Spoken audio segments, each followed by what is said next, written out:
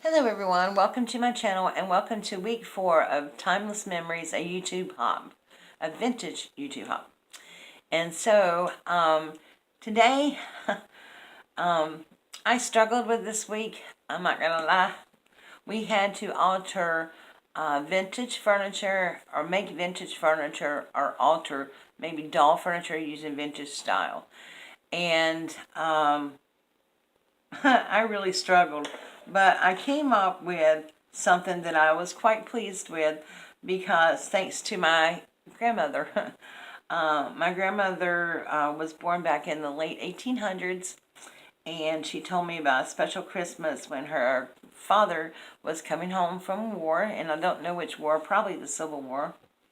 My grandmother was quite old when she passed away. She was over 100, and but she was telling us about how she grew up very poor. Her mom worked for a very wealthy family, and this family would give her bits and pieces of different things, and she would go home and create with them. And I really feel like that's where I got my craftiness from. But she would knit and lay and crochet and tat, and so she made all these beautiful tablecloths and just intricate details and different things with just scraps. So I went to Dollar Tree and I got a couple pieces of the furniture. I was going to get a whole set, but I couldn't find anything really but the table and stuff. So I used some lace that I had, and I used some tidbits of this, and I used some flat back pearls on string. And then this is all the paper that I have left of vintage paper that I used. And it was from that Victorian Christmas line that I've used on all other my projects. And so this project is a culmination of all of the projects because it's got a little of everything in there that I've used on each and every one of my other ones. So, without further ado, let me show you what I created. So this was the little table that I altered from the Dollar Tree. And I had to use so many coats of gesso, and even then the paint didn't come out really good. Matter of fact, it doesn't look like it's painted, but it really is. I used some vintage photo to darken it up a little bit on the edges and stuff. But this was to represent a tablecloth that my grandmother so that her mother had made with beautiful poinsettias in the middle of them. She did a lot of intricate work, and I'm very honored to have some of those pieces with me today. And so I used this lace here for the bottom of a table cloth, and the poinsettia is kind of like a runner. And then I used a little flat back pearl strand around the edges because my grandmother told me that her mom had found these strands of bubbles or something, and she wanted to fancy up the table for my great-grandfather, and so she just put them on the table.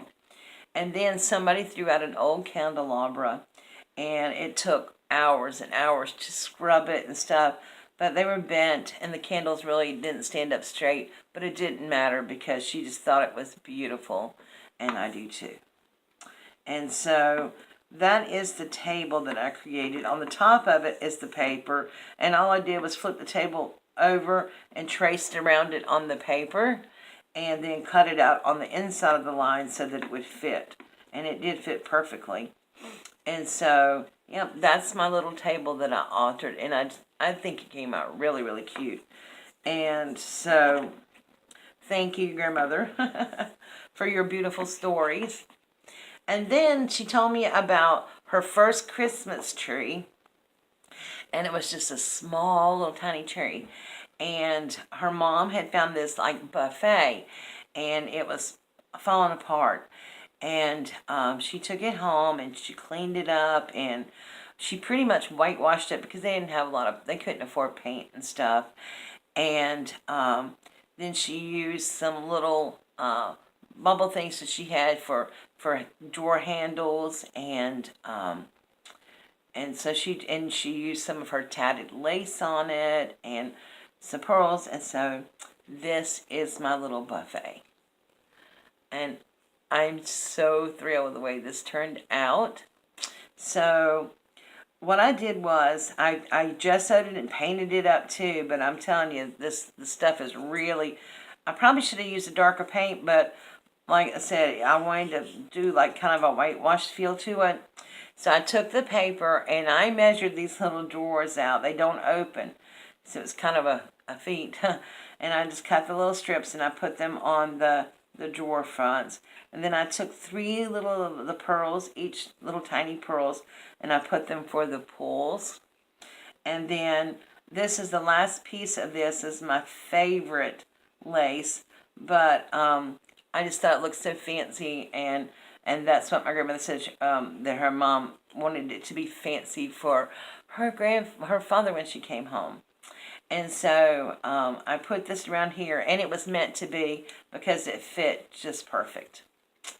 And then I had this little tiny oval doily here, and I put it on the top of the buffet. And the fan. Now, my grandmother said that they had this beautiful fan in this lady's house, and they were very wealthy. He was a doctor. And so my grandmother always loved it, so she came home and made one out of vintage newspaper or something. And of course, this is the vintage Christmas paper that I used here. And on the back side of it, I just used Victorian velvet to ink it up a little bit. And the bottle trees. Now, I don't know if you know this or not, but how bottle trees were really thought of was, and this is just a story from my grandmother, so I don't know how true it is, but because her mother worked for a doctor, they would use, now, sterilization back then and now are 2 different things, but they had these tiny little bottle brushes that they would use their medicine vials in and clean them. And so he threw 2 of them out, and she got them, and she cut them down to make a tree out of it. And she dyed it with food or whatever she used to dye it with. And then these little bottle trees I had, they're avocado dyed, and they just have little white snow thingies on them. And this one I couldn't get quite standing this, might have to glue it back, but I think it's okay. So, yeah, this is my little buffet. And on the back, I just put that little snippet of lace back there because no matter how many coats I painted this thing, the Dollar Tree thing still came through the Greenbrier label. So I wanted to cover that up. So that is my vintage furniture for this week. Compliments of my grandmother's memories. Now, my grandmother's been passed away for quite a few years now. But I love recalling memories and things that she's told me about growing up when she did. And they grew up in the South. And so all the memories that I've got from the 1800s and early 1900s have been from her. So I hope you like them. And if you do, please give it a thumbs up. Now, don't forget to watch all the other participants in this hop, and they will all be listed down below, as usual, in the description box. Thank you so much for watching, and I will see you all soon. Bye.